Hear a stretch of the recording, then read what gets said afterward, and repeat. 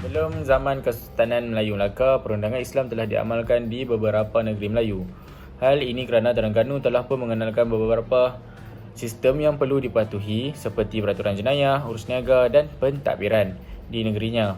Manakala di Johor juga mengenalkan undang-undangnya yang tersendiri, antaranya Perlembagaan Negeri Johor 1895, iaitu raja-raja hendaklah berbangsa Melayu, mempunyai darah kerabat diraja, berketurunan diraja, jantina ialah lelaki dan akhir sekali beragama Islam. Ketika zaman Kesultanan Melayu Melaka, hukum kanun Melaka dan undang-undang Laut Melaka juga telah digubal dan ia berlandaskan agama Islam. Terdapat beberapa hukum kanun Melaka yang telah digubal, antaranya Perlembagaan Bertulis di Tanah Melayu.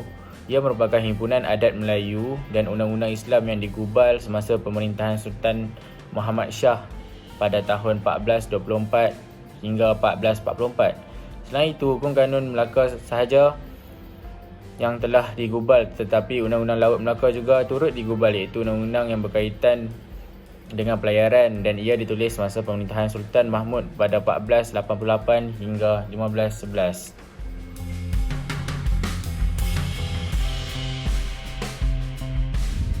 Perlembagaan merupakan satu dokumen yang mengandungi semua susunan peraturan dan undang-undang bagi mentadbir dan memerintah sesebuah negara. Ia juga merupakan prinsip-prinsip asas yang menentukan cara sesebuah negeri itu diperintah dan diasaskan seperti yang termasuk dalam undang-undang, adat dan peraturan yang lazimnya digunapakai. Ia juga menyatakan secara jelas bahagian kuasa antara semua badan dengan institusi yang terlibat dengan pemerintahan dan pentadbiran negara.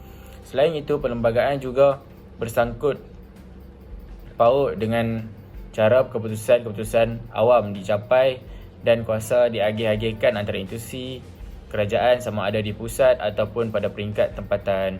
Perhatikan, pemerintah juga mempunyai cara pemilihan dan hak-hak kewibawaan kerajaan yang telah ditetapkan oleh perlembagaan.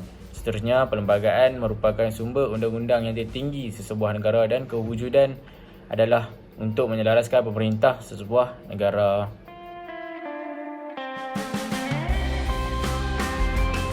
Di negara kita, perlembagaan merupakan undang-undang tertinggi. Dalam bidang perundangan, Parlimen hanya membuat dan mengubal undang-undang mengikut bidang kuasa yang diperuntukkan oleh perlembagaan. Dalam bidang kehakiman pula, mahkamah telah diberikan kuasa untuk mengisytiharkan undang-undang sebagai tidak sah sekiranya undang-undang yang dibuat oleh Parlimen itu berada di luar bidang kuasanya. Ketika melaksanakan fungsinya bagi memastikan undang-undang dan tindakan kerajaan sah di sisi perlembagaan. Kuasa kehakiman adalah takluk kepada kehendak perlembagaan. Hal ini kerana tiada kuasa yang lebih berkuasa perlembagaan persekutuan selain perlembagaan tertinggi di Malaysia. Seterusnya, konsep ketinggian perlembagaan Malaysia didefinisikan sebagai undang-undang tertinggi yang perlu dipatuhi oleh setiap lapisan masyarakat di Malaysia. Parlimen yang mendapat kuasanya daripada perlembagaan hanya mempunyai kuasa yang terhad. Oleh itu, ia tidak menggubal undang-undang bagi perkara yang di luar bidang kuasanya.